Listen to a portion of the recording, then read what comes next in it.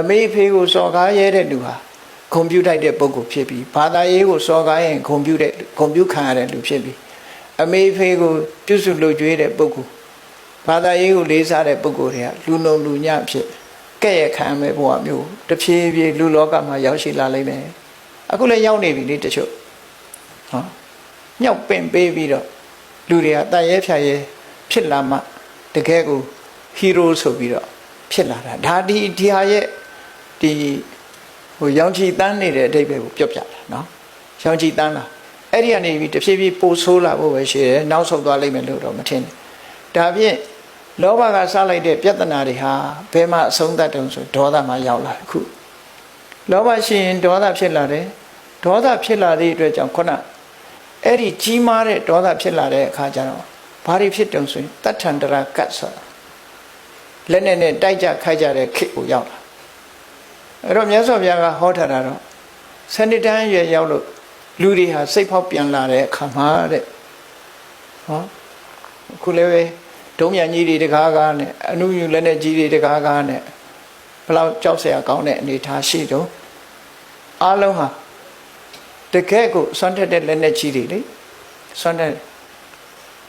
စင်ကာပူလိုနိုင်ငံဆိုရင်10မိနစ်တွင်ပျောက်သွားနိုင်တဲ့အနေထားမျိုးပေါ့အဲ့လောက်ထိအောင်ပြင်းထန်တဲ့လက်နဲ့ကြီးတွေအခုခေတ်ချိန်မှာပေါ်နေတယ်လေအဲ့ဒါလို့လက်နဲ့ကြီးတွေပိုင်ဆိုင်ပြီးတော့နေတဲ့ခေတ်ကြီးရောက်လာပြီဆိုတာဘယ်လိုလုပ်ပြီးတော့အန္တရာယ်ကင်းတဲ့ခေတ်ဖြစ်တော့မှာတော့အဲ့ဒါလို့ဖြစ်လာပြီဆိုတဲ့အချိန်မှာဘုန်းကြီးတို့တွေမှာဒီရသော်ဘုရားကကုံအောင်ဟောလိုက်တာကတော့9 ရက်ပဲကြာမယ်တဲ့လူလောကမှာစစ်ပွဲကြီးတစ်ခုဖြစ်လာရင်9 ရက်ပဲကြာမယ်အဲ့တော့တတိယကမ္ဘာစစ်ပဲပြော9 ရက်နဲ့ပြီးမှာပဲဒီစစ်ပွဲအကြာကြီးတိုက်နေမှာမဟုတ်ဘူး